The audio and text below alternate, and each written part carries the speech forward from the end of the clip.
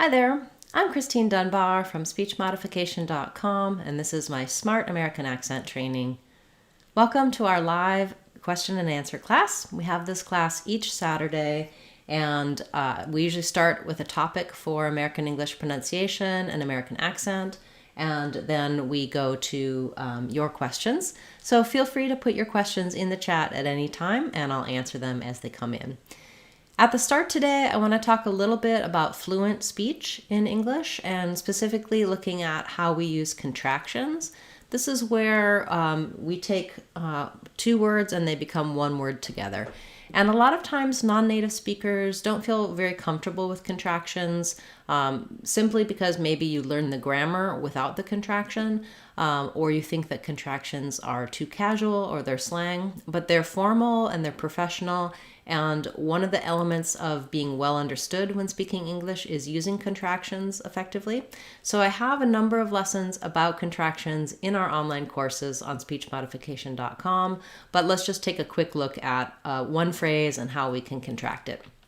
So in the phrase, "we are not there," a native speaker is rarely going to say "we are not there." That they're always going to contract, and there's two different ways we can contract this one.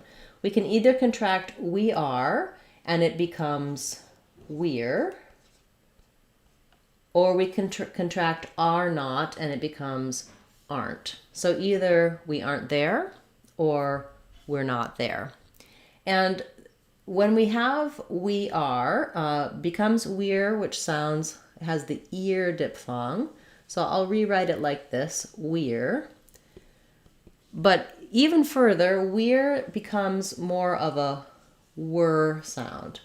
So it's like the word "were." So it's correct to say "we're not there," but you'll notice that that also often gets reduced to "were." We're not there. And in this phrase, "there" is typically going to be the main stress. We're not there, which is why the "we are not" gets contracted down. It's also appropriate to say "we aren't there." We aren't there. It may change depending on if you're stressing something different. You might be saying "we're not there," then you're not going to go down to "were." It's going to keep that ear sound, "we're not there." Or "we aren't there." If you're trying to highlight that you aren't there, then "aren't" is going to get stressed. So, but both of these are equally normally used for this phrase. When it comes to starting to try to use contractions, it's helpful to just choose a few that you think you might use. So oftentimes I suggest using "I'm" and "I'll." And I have some videos about how to pronounce these two. So of course, "I'm" is for "I am" and "I'll" is for "I will." Think of "I'll," it's the same as this kind of aisle. So I'll be in the grocery aisle. "I'm," you can just think about the I sound with an M. I'm going, I'm happy about that, I'm late. I'll be there tomorrow, I'll do that for you, etc. These two are good places to start because we all use them a lot. And if I say "I am going" or "I will do that," it doesn't sound as smooth and as natural as "I'm" and "I'll" for native speech. Okay, so you can ask questions about this topic or any topic. I'll turn to your questions now. And nice to see so many of you here this morning. Thank you for coming to class. So we have a request for the word "chatter."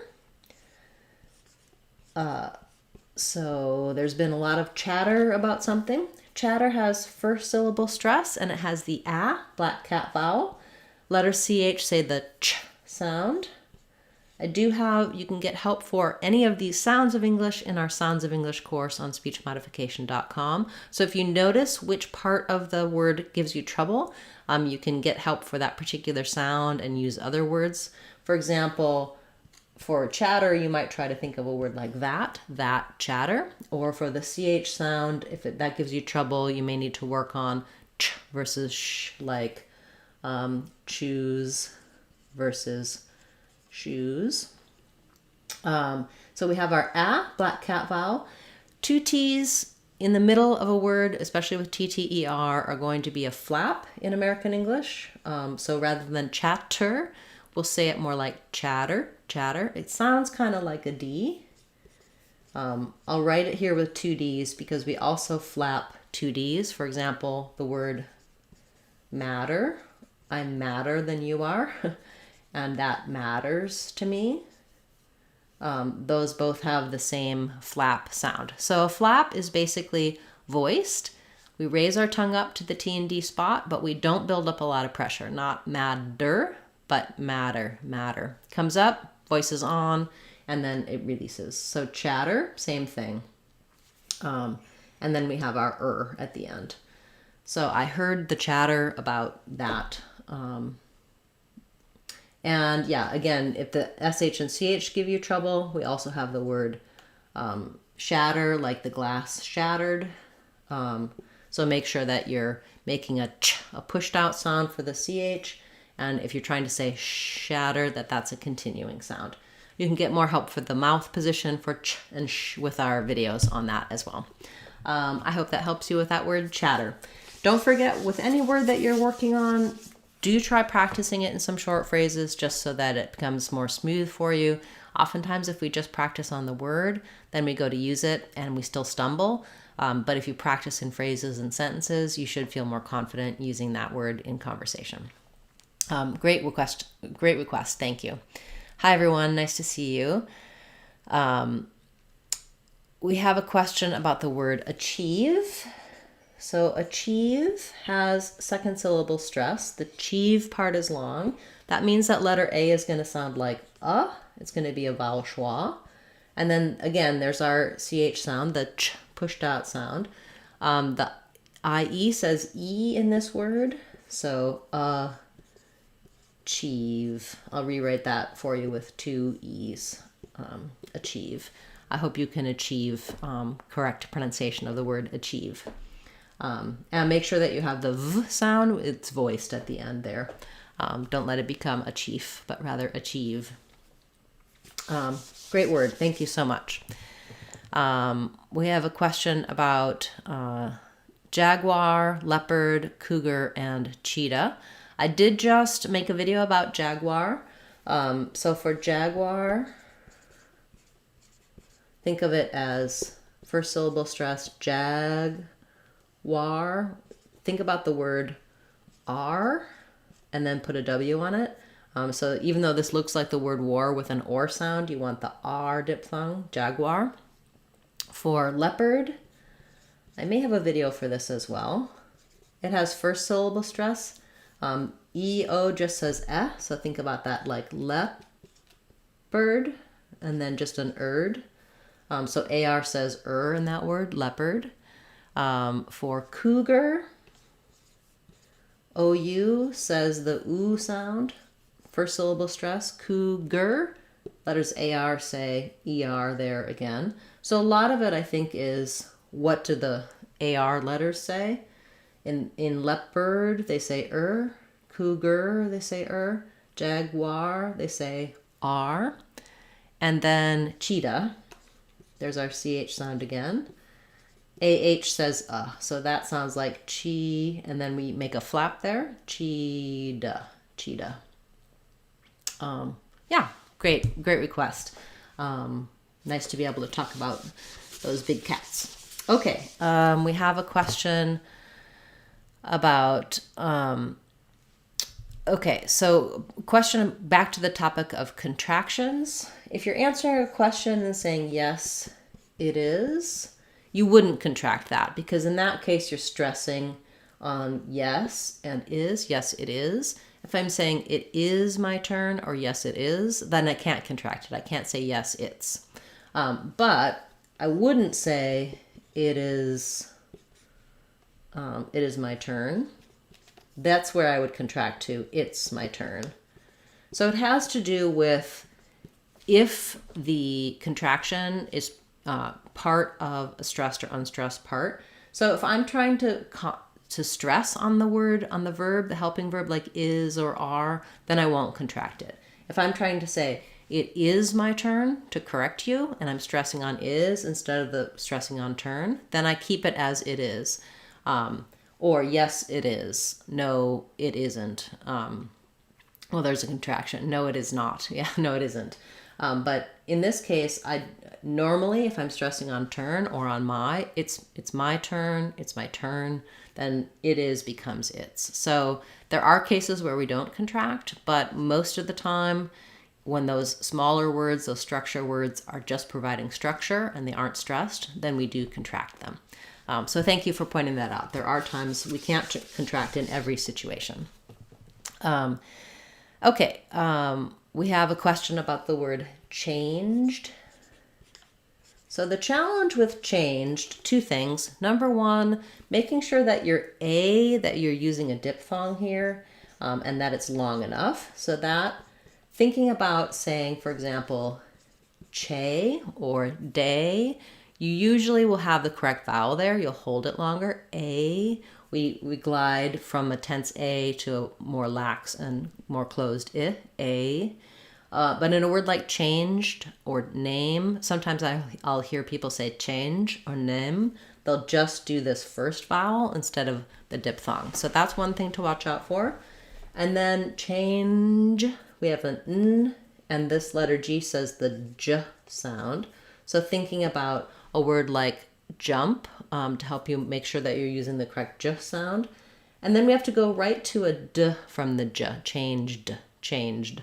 So for a lot of people, if you think about changed, it's easier when you're first trying to get that j, changed, j, at the end. Add a word starting with a vowel, like changed, changed it, because then it sounds more like changed it, which is easier to say than just changed. Of course, sometimes we do just have to say changed without a vowel, but getting that j and d together can help. It can help to link to a vowel and break it like changed it. I do have some videos talking about that technique on my website, speechmodification.com. And of course, we cover these types of topics in our online courses on speechmodification.com as well. Okay.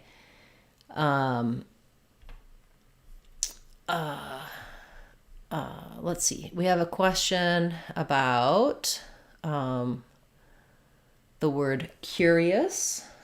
So for curious, what's sometimes challenging here is the cure part. That letter U has two sounds. It's a y glide and cure, and an it glides into the sound. So cure. First syllable stress, curious, another schwa at the end. So I like to write first the glide part. So try starting with your, and then add your k. Your cure, curious. And then between E and us, can be a little bit of a glide there as well. I don't have to put it in intentionally, but when I'm moving from E to the we just naturally have vowel to vowel linking, and we use kind of a y sound there, curious. I do have a video about curious and curiosity, so you can check that out. When you're on the channel, Speech Modification Seattle, on the channel page, you can scroll across the menu and there's a search box or a search tool. Use the search tool right on the channel, because if you search on YouTube generally, you may not find my video for it. Or you can search curious plus speech modification when you're on YouTube, and then that can help you find those videos if you want to get a little more detail on your word. Thank you. That was a great request. Okay, we have a question about strategic and strategically. Yes, I do have a video for that as well. So for strategic, we have second syllable stress. So the letter A is going to sound like a schwa. And then letter E is the tense E sound. Strategic. The letter G says the J sound. And then for strategically, So even though we have A-L-L-Y, just think about it as adding just the li part, because it's not strategically, but rather just strategically. Same syllable stress, strategically. Again, you can search for that video on my channel and get a little more longer, more detailed explanation of your words. But thank you, that's a great request. Okay, we have a question about the word Schadenfreude. So yes, that comes from the German. In German, it would be capitalized because it's a noun. So Schadenfreude. So in German, you'd say Schadenfreude. In American English, maybe Schadenfreude, Schadenfreude. They wouldn't do Freude, the same German vowels, but basically it's close to the German pronunciation in English as well. So we have the ah vowel, first syllable stress, so it sounds like Schaden, a little I or no vowel for that Schaden, for that second syllable Schaden, and then Freu is the noisy boy vowel. So I'll rewrite it with O-Y, Freu, and then D-E says duh. So Schadenfreude, Schadenfreude. Schadenfreude is the idea of taking pleasure in someone else's suffering. So it's a little guilty pleasure, usually used when, for example, you're happy that something bad happened to someone else because you kind of feel that they deserved it. Anyway, it's it's an interesting concept, and something that maybe we all have to admit to occasionally feeling some Schadenfreude. Schadenfreude, Freude means joy in German, and Schaden is like too bad, or means something like you would say, oh, that's Schaden, it's bad, something bad. Okay, we have a question about described and carried. So described, we have second syllable stress. Letter E says the I sound. Described. No sound for letter E. So think about it like di or duh. And then scribe. Duh. Described. And your other word, carried, first syllable stress. It's like the word care. I'll rewrite it build it from air, care, carried. You have the E sound there, carried. Okay, and we have a comment or a question about dropping the H off of he and here. Yes, so in British English, if you're saying a word like he and you say it just as E, that is a dialect of English, and that may be associated with less education.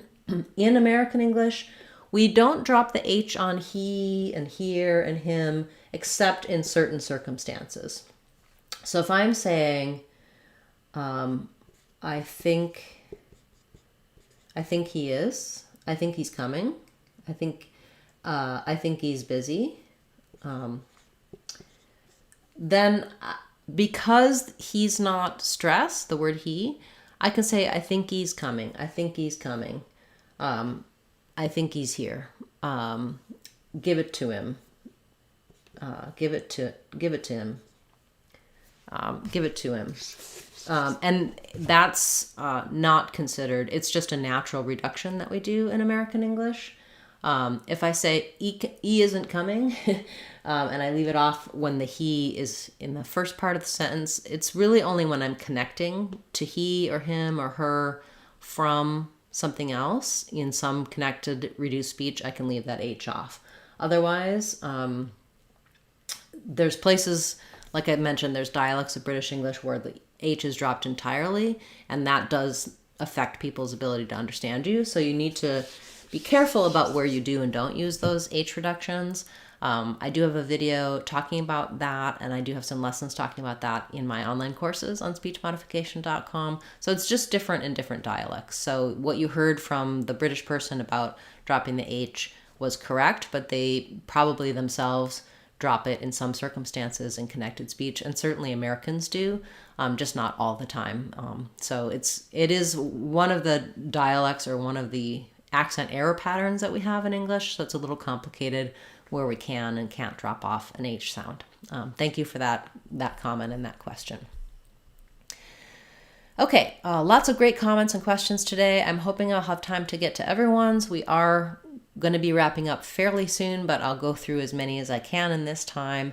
If I can't answer your question in our time today, then I will go back later and try to give you some resources. You can also leave comments on any of my videos if you have a question that you're watching later and you didn't have a chance to ask, or if I didn't get to your question, and I'll make sure to follow up with you on your comments. Okay, we have a question about lite and lite.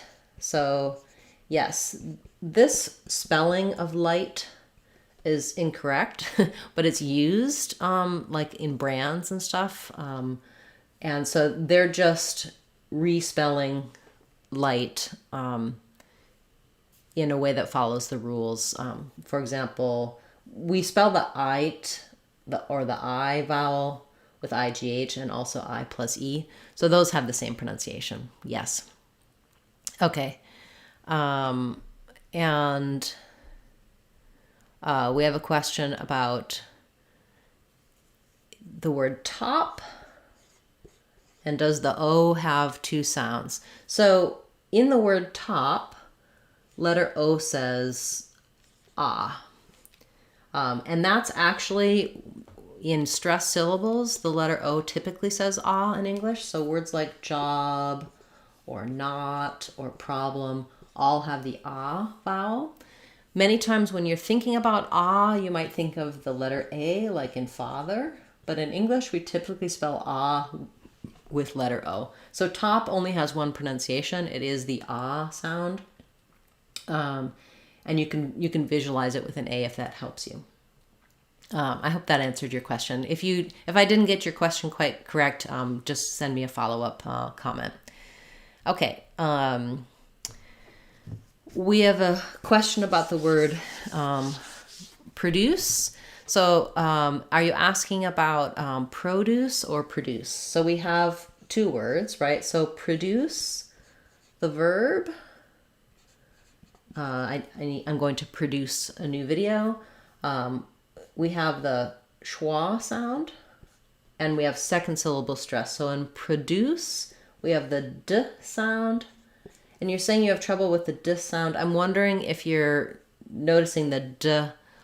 So in British English, they might say more like produce, juice with d, y, oo, juice. But we don't do that in American English. We just do oo. So that might be part of the issue if you're finding the D to be difficult. Try thinking about deuce, produce. Or you can just try do, just like the word do, I do, with no gliding y sound there. If you're talking about produce, the noun, it's the same.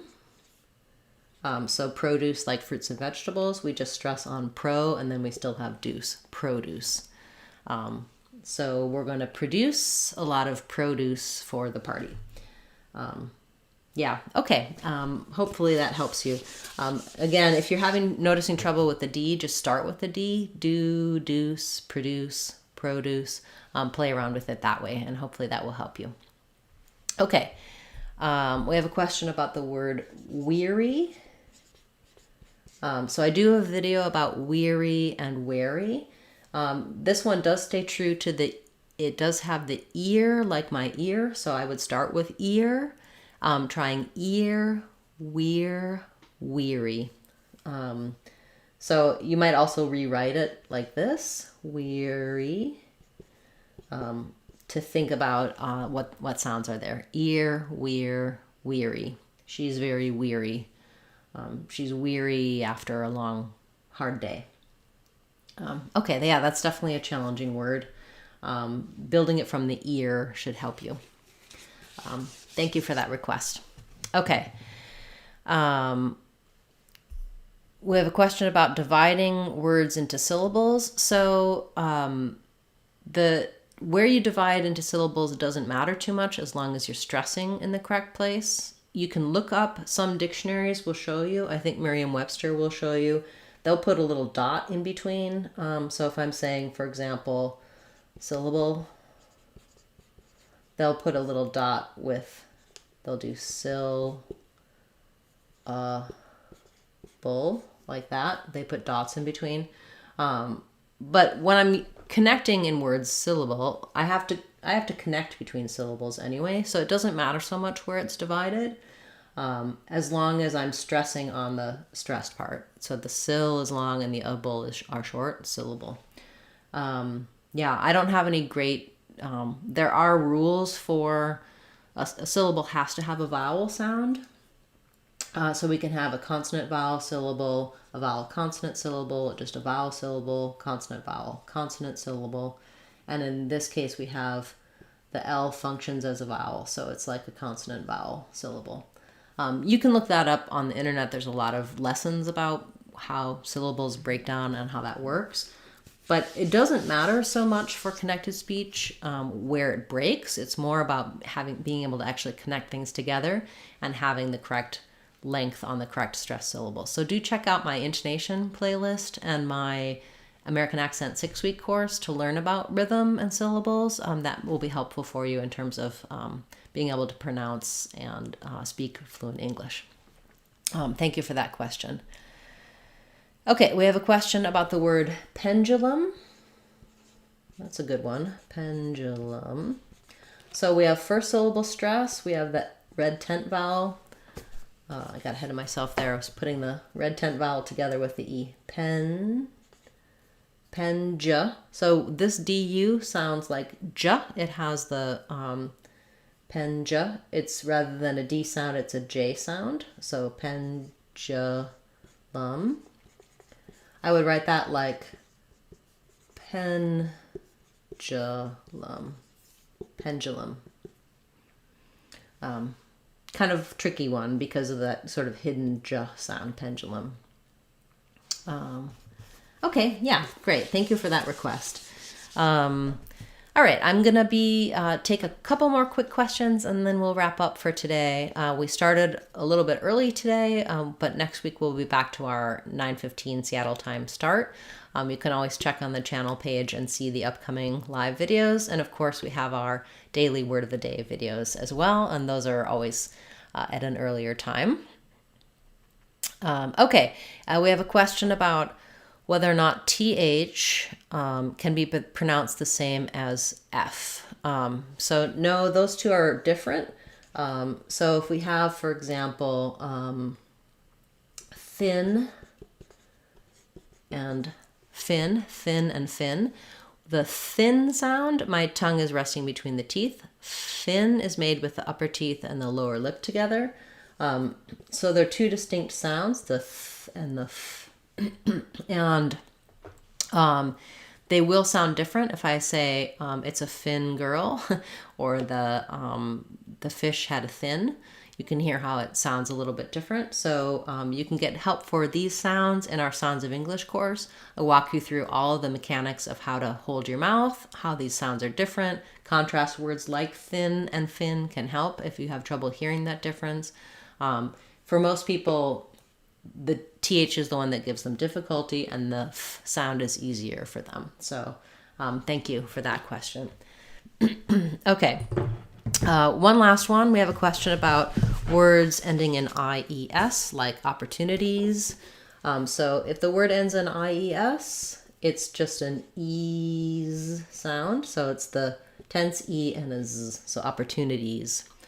You'll hear that Z more clearly if you're linking to another word, like the opportunities are there. Opportunities are.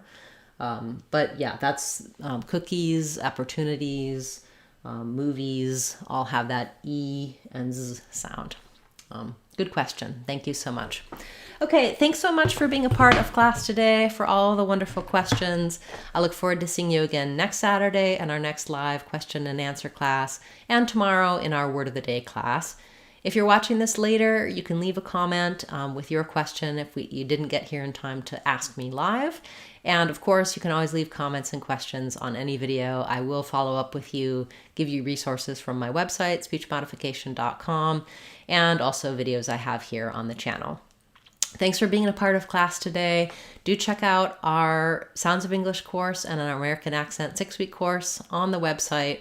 All of our online courses are either free or available for under $2, so I keep those really inexpensive just so that you can access them without great cost. I like them to just be a resource for you and helping you with your English and your American accent. Thanks so much for liking, for watching this video, being a part of class, commenting, subscribing, sharing the videos. Really does help the channel grow. So thanks so much for all of your support. And to those of you who are channel members, a special thank you.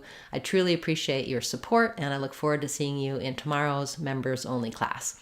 And if you're interested in channel membership, you can check it out by clicking the join button and seeing the kinds of perks that we offer as you support me as a channel member. Thanks, everyone. I hope you have a wonderful weekend, and I look forward to seeing you again soon. I'm Christine Dunbar from speechmodification.com. Remember, if you want to sound like a native speaker, you can do it. speechmodification.com. Bye, everyone. Hope to see you again soon.